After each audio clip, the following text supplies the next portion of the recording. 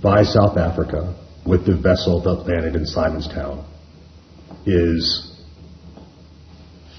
fundamentally unacceptable. We are confident that weapons were loaded onto that vessel, and I would bet my life on the accuracy of that assertion. Given that, the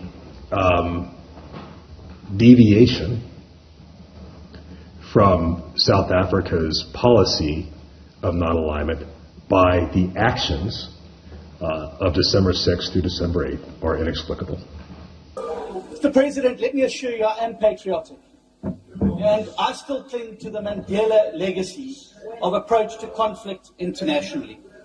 And that is why I will not stand by for not a moment while you and your government drag us into the gutter of the world along with despots and dictators who prey on innocent civilians and who are guilty of war crimes.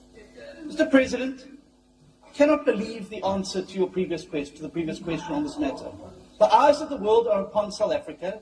We are facing a AGOA not being renewed and now face the risk of sanctions because this government will not come clean on this matter. How do we sleep at night? How do you sleep at night when South African arms and ammunition loaded at the Lady R at Simonstown Naval Base could have been used to slaughter innocent civilians in the Ukraine and in other parts of Africa? Our question is simply this. How do you face the world and how do you sleep at night?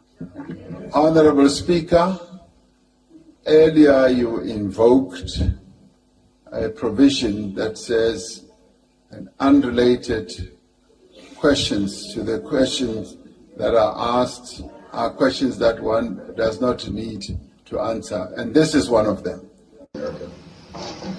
Our senior government officials noted with great concern the 55th National Conference Report and resolutions from the ANC's conference in December.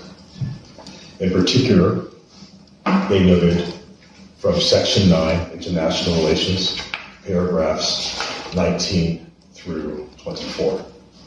I will read portions of those paragraphs for our benefit today.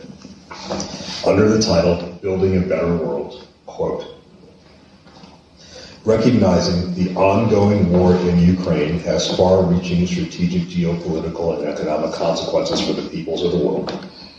This can no longer be described simply as a Russia-Ukraine war.